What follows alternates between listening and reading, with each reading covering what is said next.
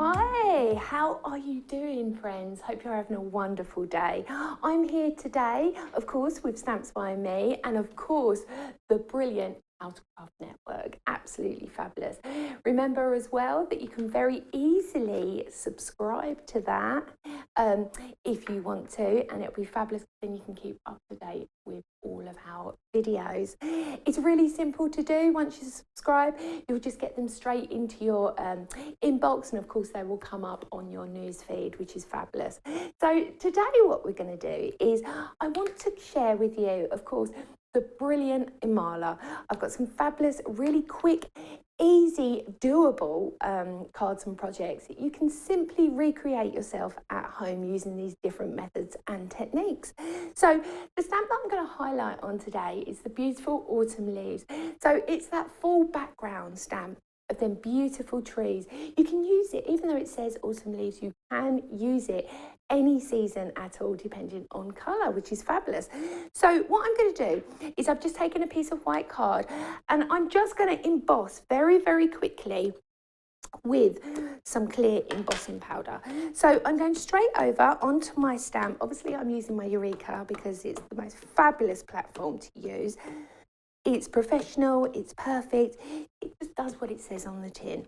So I'm just going to load up my stamp, nice and simple, with embossing ink, and I'm just going to add this to my cardstock. So once I've given it a little bit of fingertip dancing over the top to make sure I've got really, really good impression, I'm just going to pull that up. Now you can see that I didn't clean my stamp previously properly, but it doesn't matter because the embossing ink will cover it. So now I'm going to move my stamp slightly just so I continue with that background really, really nice and easy. And then again, I'm just going to pick that up using my embossing ink over the top. Make sure it's quite a juicy embossing ink because it does make a difference. So I'm just going to pat, pat, pat over the top, and then very simply just give it some more fingertip dancing over the top. So once that's done, my next port of call is I'm going to be using the Thirsty Brush embossing powder. Now this is gorgeous. Straight over the top, it will grab on all of that fabulous detail. Always use yourself a carry case, or if not, at least make sure you shut your Eureka. So by doing this now, this will create a background for myself, and then we are going to ink over the top of this in just a second.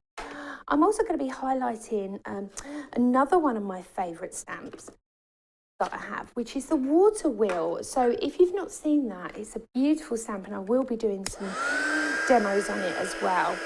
So now just going over the top using your heat gun just to emboss all of that beautiful detail.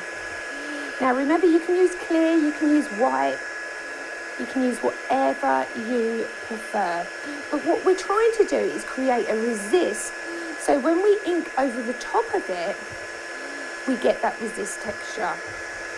So I'm just turning it round. Now, I've had lots and lots of questions recently about heat embossing.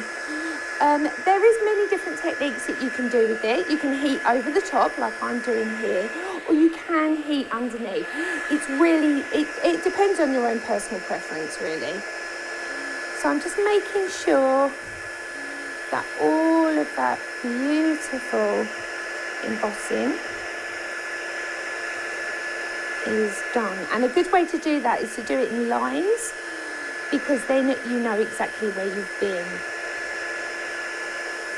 And it just gives it that beautiful raised texture. And like I said, you can use different coloured inks as well underneath the clear embossing, or you can just go like I have as well. So you just get that repeat design.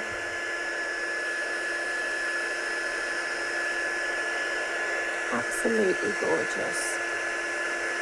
So I'm just double checking the edges.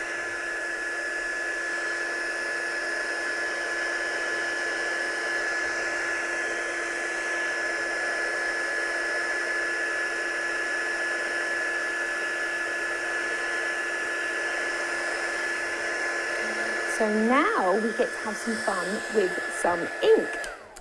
Now the inks that I've chosen are all available on the Stamps by Me website.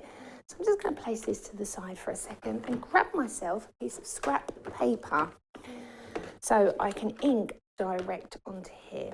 So I'm going to take the Salvage Patina, really beautiful colour. I mean, just look how lush that is, absolutely gorgeous. And I'm simply going to start on the edges, just a little bit over the embossing. And you can be quite variable with this. You don't have to stick to lines, because what we're doing is we're creating a full background. And of course you'll have that lovely resist on there as well. So you can do it quite sort of sporadic, or you can do it in a pattern if you prefer. So that's the Salvage Patina. Now I'm not going to clean my brush. I'm going to go straight into the Crushed Olive, which is a lot more sort of yellowy based green. And we are just going to fill in them gaps of colour where we didn't have colour before. And obviously this is just a background, so you can really go to town with your colours. Lovely. So my next one I'm going to be using is the Lucky Clover, which again is a really vibrant green. Not cleaning my brush in between. Just making sure that I've tapped off any excess that is on there.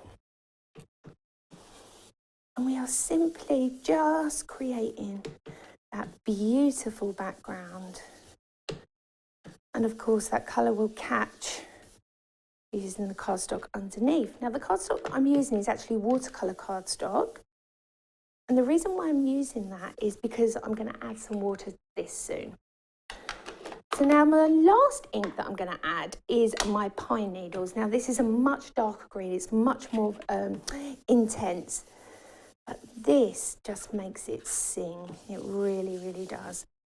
So if we just pop a little bit of colours here and there. Beautiful. I'm just going to go in a bit deeper at this side. Lovely. So now I'm going to take my fan brush, or you can use a spritzer, entirely up to you. Just move that out the way. And I'm just simply flicking over the top of all them layers of ink, and obviously the embossing. Then I will dry.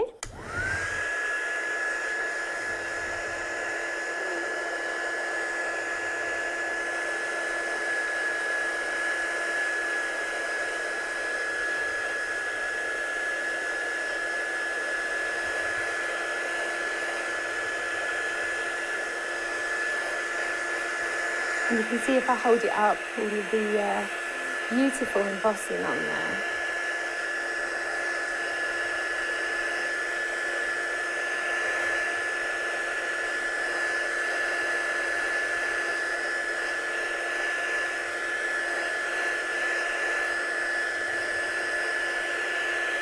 So then you get your watermarks on there, as well as your beautiful ombre inking, mixed in with that embossing as well. Now you can use white, you can use clear embossing powder, completely up to you. So once that's done, then we're going to move over to mounting it onto our cardstock. So I've decided to go for a real nice dark green. This will help really set it off, because what it will do is it will just make it shine. You can see that on there, nice and simple. There we go. So I'm just going to use my tape runner to adhere this beautiful background cardstock on here and play around with your backgrounds. So much fun to be had, really is. So my next point of call is, I said I was using the beautiful watermill, and I've stamped this on acetate. Really simple, but it's a really nice way to set it apart by using foam pads to lift it away from the background as well. What that does is it just makes it a lot easier to recognise and separate the background from the front image. So I've just adhered it into the corners with my foam pad, and I'm simply going to lay that on top. Now the beauty of this is all you need is an aperture frame to tie everything together. So you could do this on canvas, for instance. It would look absolutely stunning. You could create home decor. So much you could do that. You can actually, if you buy heat resistant acetate, you can emboss on it as well, which is absolutely gorgeous. It's just thinking outside the box and using your stamps really efficiently and making the most of what you have. So now just adding that watermill, I'm just making sure I've got all of my foam pads. Take my aperture, lay it clean on top. And of course you've got their multiple layers. If I pop it to the side, you can see. And then I've just got a couple of pieces of the IMALA Prestige papers. Absolutely beautiful. And I'm just cut a few of these flowers out. And I'm just sculpting them slightly, just with my hands, to create that 3D element. And then I'm simply going to place it there. So by encapsulating them beautiful, beautiful stamps, we've used the water wheel as well as that fabulous autumn leaves as that background. You can create something special very, very easily. And it just sings, doesn't it? It really, really does. Beautiful. So different. I mean, it could be retirement. It could be so many different occasions. Thank you for joining me today. I hope you feel inspired. Don't forget to subscribe and also pop along to the Stamps by Me website. Thanks, friends. Take care.